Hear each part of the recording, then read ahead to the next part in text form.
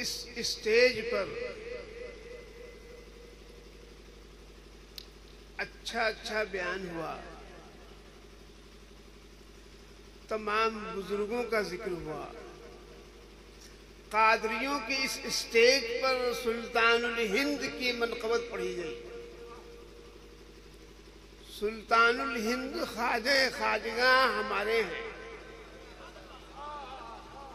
غوث الاعظم ہمارے ہیں، وہ تو ہیں، خواجہ صاحب بھی ہمارے ہیں، بابا صاحب گنج شکر بھی ہمارے ہیں، محبوب الہی بھی ہمارے ہیں، چراغ دہلی بھی ہمارے ہیں، مخدوم سمنا بھی ہمارے ہیں، حضرت شیخ علاء الحق پنڈوی بھی ہمارے ہیں، حضرت اخی سراج بھی ہمارے ہیں، حضرت غلام نقشبند بھی ہمارے ہیں، حضرت میر ابو العلا اکبر آبادی بھی ہمارے ہیں، حضرت نیاز چشتی بھی ہمارے ہیں، حضرت شیخ شہاب الدین سہروردی بھی ہمارے ہیں، یہ سب ہمارے ہیں۔ لیکن کوئی ہم سے چاہتا ہے کہ جو ہمارا نہیں اس کو ہمارا بنانا چاہتا ہے، تو یہ کیسے ممکن ہو سکتا ہے؟ کوئی کسی کو ہمارا بنانا چاہتا ہے جو ہمارا نہیں ہے۔ جو ہمارے ہیں وہ یہ ہیں، امام اعظم ہمارے ہیں، امام مالک ہمارے ہیں، امام شافعی ہمارے ہیں، امام احمد حنبل ہمارے ہیں، امام ابو الحسن اشعری ہمارے ہیں، امام ابو المنصور ماتریدی ہمارے ہیں۔ کوئی اور امام اگر ہمارا نہیں ہے تو اس میں کیا حرج ہے؟ جہاں ہزاروں موجود ہوں وہاں کسی ایک کی کیا تلاش ہے؟ کسی ایک کی کیا فکر ہے؟ امام حسین ہمارے ہیں، امام حسن ہمارے ہیں، امام زین العابدین ہمارے ہیں، امام حسن مصنع ہمارے ہیں، امام باقر ہمارے ہیں، امام جعفر الصادق ہمارے ہیں، امام موسیٰ کاظم ہمارے ہیں، امام علی رضا ہمارے ہیں۔ یہیں سے نام چرایا ہے ہمارے گھر سے اور اپنے نام رجسٹرڈ کرا لیا رضا، یہیں سے نام چرایا، علی رضا کا نام لیا اور اس کو اپنے لیے خاص کر لیا۔ نام تو ان کا ہے، یہ نام آسمان پر جا رہا تھا، اس نام کو سازشیں کر کے زمین پر کر دیا۔ وہ امام علی رضا علیہ السلام کی نسبت تھی جو کل رضوی کہلاتی تھی، جو ان کے خاندان کے ہوتے تھے وہ رضوی کہلاتے تھے، وہ آسمان کی طرف نسبت جاتی تھی، اور اب جو نسبت آ رہی ہے وہ نیچے آ گئی۔ آ گئی؟ ایک سوال پوچھیں رسول پور والوں سے، رسول پور والوں سے ایک سوال کریں، اس زمانے میں ڈاکٹر صاحب توجہ فرمائیے، اس زمانے میں عبد القادر نام کا کوئی شیخ پیدا ہو جائے اور اس کے ماننے والے اپنے کو قادری لکھنے لگے تو غوث العظم کی قادریت کی عظمت مجروح ہوتی ہے کہ نہیں ہوتی ہے؟ ہوتی ہے۔ یہاں امام علی رضا کے نام کی عظمت مجروح کی گئی، جان بوجھ کے کی۔ بہرحال اہل بیت پر ظلم کل بھی ہوتا تھا، آج بھی ہو رہا ہے۔ کل ظالموں کے ہاتھوں میں تلواریں تھیں، آج ظالموں کے ہاتھوں میں قلم ہے۔ قلم کا کام تلوار سے کم نہیں ہوا کرتا۔ تو یہ تمام ہمارے اکابر ہیں، بزرگان دین ہیں، ہمارے سب ہمارے سروں کا تاج ہیں، کسی اور تاج کی ہمیں ضرورت نہیں ہے۔ سبحان اللہ سبحان اللہ۔ کسی اور تاج کی ہمیں ضرورت نہیں ہے۔ یہی لوگ ہیں جو شریعت کا تاج ہیں، یہی لوگ ہیں جو طریقت کا تاج ہیں، یہی لوگ ہیں جو حقیقت کا تاج ہیں، اور یہی لوگ ہیں جو معرفت کا تاج ہیں۔ سبحان اللہ سبحان اللہ۔ حضرات، ہمارے محب مکرم ڈاکٹر نوشاد عالم چشتی صاحب کی پرمغز اور بصیرت افروز تقریر کے بعد مزید کسی تقریر کی ضرورت نہیں رہتی ہے، اور دوسری بات یہ ہے کہ اب وقت بھی اس کا مساعد نہیں ہے کہ کوئی طویل گفتگو کی جائے۔ اب ہمارا آخری پروگرام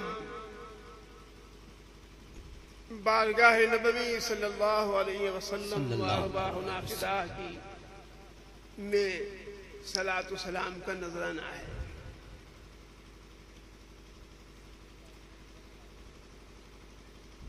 بالو بی سی والے اللہ و رسول سے بڑی محبت کرتے ہیں، بے شک سبحان اللہ، اور اللہ و رسول سے جب محبت ہوتی ہے تو اللہ والوں سے بھی ہو جایا کرتی ہے۔ اس لیے وہاں سے آ کر کے یہاں شریک ہوئے۔ کیا بات ہے! اس سے زیادہ محبت رسول پور والوں کو ہونی چاہیے تھی نام کی مناسبت سے۔ اللہ کرے کہ ہو جائے کل۔ آمین۔ میں ان کی محبتوں کو شبہ نہیں کر رہا۔ بہرحال رسول پور والے یہاں سے وہاں سیرت کا بیان سننے کے لیے گئے، سیرت کا بیان سننے کے لیے گئے، وہاں سے یہاں سیرت مصطفیٰ سننے کے لیے بالو بیسی والے آئے۔ اللہ ان کے جذبات کو قبول فرمائے، آمین آمین، اور ان کی اس محنت اور مشقت کو بھی قبولیت سے سرفراز فرمائے، آمین آمین۔ مجھے اور کچھ نہیں کہنا، آخری پروگرام ہمارا صلاۃ و سلام ہے، اور ہم صلاۃ و سلام سے پہلے ذکر ولادت نبوی صلی اللہ علیہ وسلم کرتے ہیں۔ میں آپ کو ایک مسئلہ بتا دینا چاہتا ہوں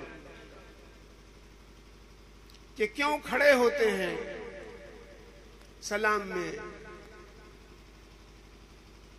رسول پور والے اپنے علماء سے معلوم کر لیں 100-200 سال پہلے سلام کیسے پڑھا جاتا تھا، اور کیوں پڑھا جاتا تھا، اور کیوں کھڑے ہوتے تھے۔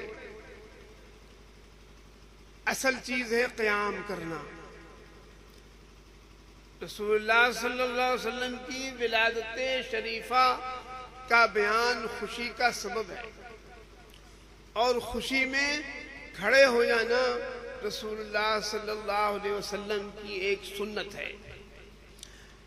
خوشی میں کب کھڑے ہوئے اللہ کے حبیب صلی اللہ علیہ وسلم؟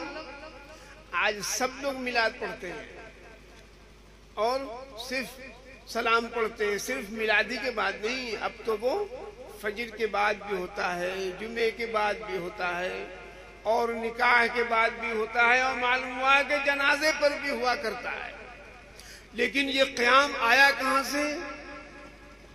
ہمارے گھر سے آیا، ہمارے گھر سے آیا۔ حضرت جعفر طیار جب تشریف لائے ہجرت کر کے مدینہ طیبہ خیبر کی جنگ کے موقع پر، تو اللہ کے حبیب صلی اللہ علیہ وسلم خوشی میں اٹھ کھڑے ہوئے، معانقہ کیا ان سے، اور فرمایا میں کہہ نہیں سکتا کہ مجھے آج خیبر کے فتح کی زیادہ خوشی ہے یا جعفر کے آنے کی زیادہ خوشی ہے۔ اس حدیث سے عید میں گلے ملنا ثابت ہوتا ہے، اور اسی حدیث سے خوشی میں کھڑے ہو جانا ثابت ہوتا ہے۔ تو بات ہمارے گھر سے آئی ہے اور ہمیں خارج کر رہے ہیں۔ سبحان اللہ، کیا بات! یہ طرفہ تماشا ہے، یہ ایسے ہی ہے جیسے ہندوستان میں مسلمان ہیں،